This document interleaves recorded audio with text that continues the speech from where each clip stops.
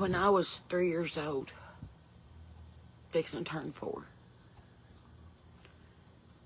Silver Dollar City and Pigeon Forge became Dollywood. And my parents took me. And they lost me in Dollywood. For like hours. And when they finally found me, I was in Dolly's replica cabin there by the front entrance, with my face and my hands pressed against the plexiglass, crying because I couldn't get in there to pick up her toys, and I thought she was going to be so bored in Nashville without them. And 4 times a year, until I graduated college, Mom or Dad or Papa and Granny would take me to Dollywood. And I would just stand outside her little apartment by the Rags to Riches Museum that used to be there by the train station tunnel, and just wait for the curtains to move. She might be there. Because my only goal from the time that I was 3 years old was to meet Dolly Parton.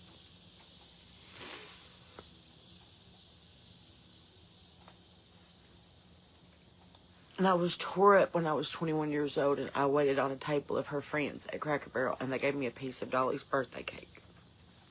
And I kept that in my deep freeze right up until I got divorced.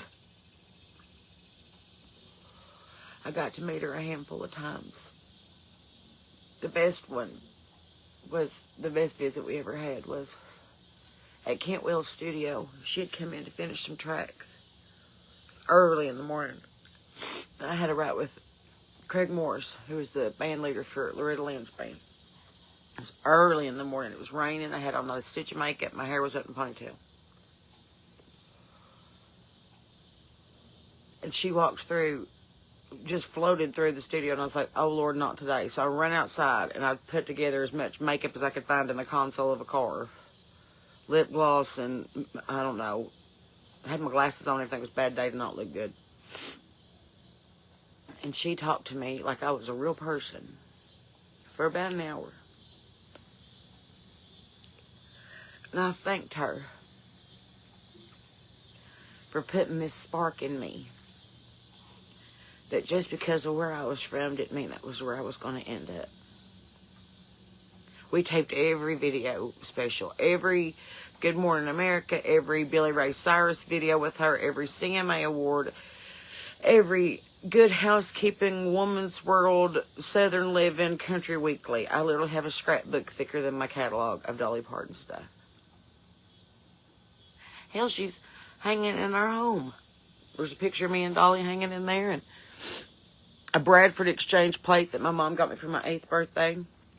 And I just got my friend Erica the Dolly Parton behind the scenes book for her birthday the other day, like day before yesterday. Because I know how much me and her love Dolly. And she knows how much I love Dolly.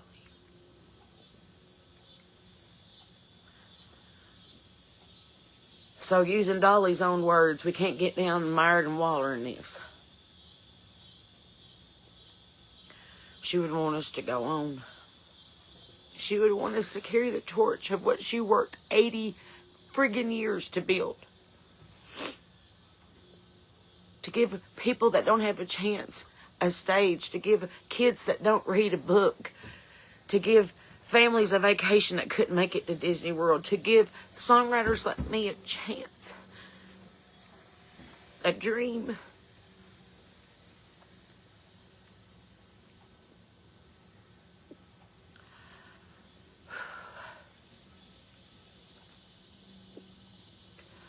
So,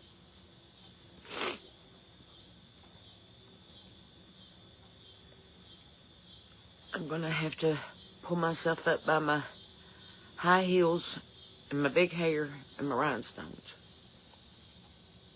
And we're going to have to pick up the torch. Because y'all sure as hell let it slip when Jeannie died, and you sure as hell let it slip when Naomi died, and you sure as hell let it slip when Loretta died, but by God, you ain't going to let it slip now that Dolly's gone. I don't care if I'm the last person in Nashville who gives a fuck about the truth. I will carry on what Dolly's doing, what she's always done. Get their attention by how you look. Keep their attention by what you say. some of the best advice she ever gave me. That besides find out who you are and do it on purpose. She was right about that too.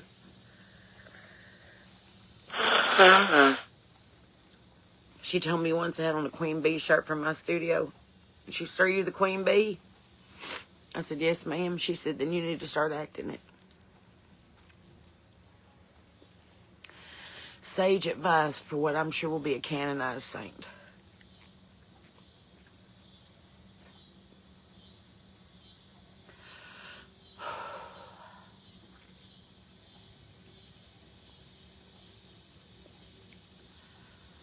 Time is running out.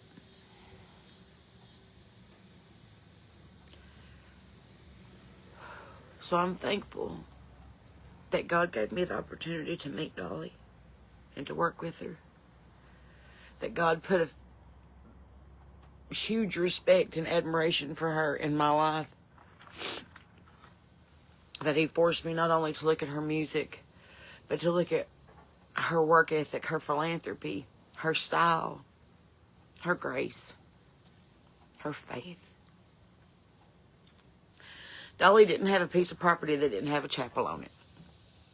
Spent a lot of time praying. She wrote every single day. She always said that it was therapy to her, and if something was bothering her, maybe it would help somebody else, or if she was happy about something, maybe somebody else would be happy about it, and that was her therapy. It was a way of her working things out with God. And I'd like to think that she's sitting up there with her daddy and her mama and Carl Dean and her brother that died when he was little and the rest of the family that's passed home. I just know there will always be an echo in the hollers of Tennessee. There'll always be a Dolly song to fit every occasion. There'll always be a family going on vacation to Dollywood for the first time. There'll always be some nugget of wisdom, some Dolly Parton pearl that will get passed down. She was the true definition of a legacy.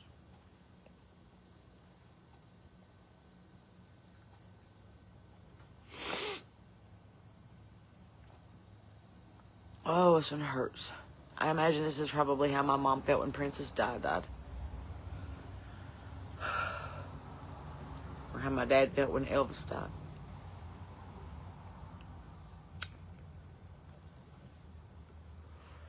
Or how my granny felt when JFK died.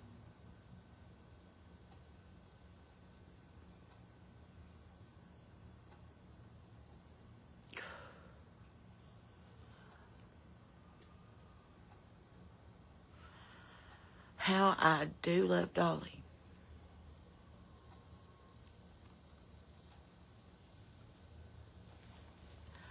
So anyway, born in Locust Ridge on the 19th day of January 1946. And died Tuesday, August the 25th, 2026. 80 years old.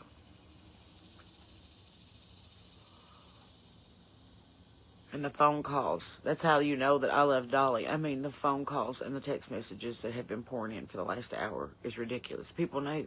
They just knew. I was the biggest Dolly fan that ever was. And not even all of her music. Mostly just her. I want to start a theme park in my backyard. Tell everybody to suck it. Control country and pop radio. Be in a bunch of movies. Give a bunch of books to kids. Have a statue of myself on the courthouse lawn. I mean, goals, people. Goals. Don't ever be another Dolly. And I think that was her whole mission. And how lucky we were to have her in the world at the same time that we were. So make sure, if a baby's born today, they don't forget about Dolly Parton. Make sure that if your kids are listening to music, you throw Dolly in the playlist. Make sure if you're sitting down with your teenagers and you want to watch a good tearjerker this weekend, pull up Steel Magnolias.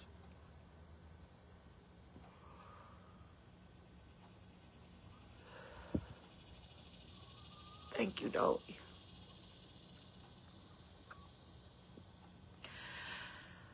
Between you and God, I have a career in this business.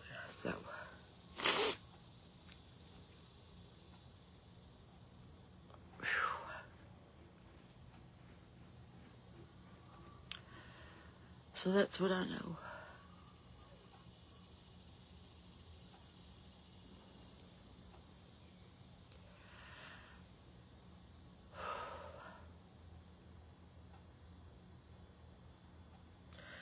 Well, that's it. I love you guys. And remember, I'm Sarah Beth Terry and you're not.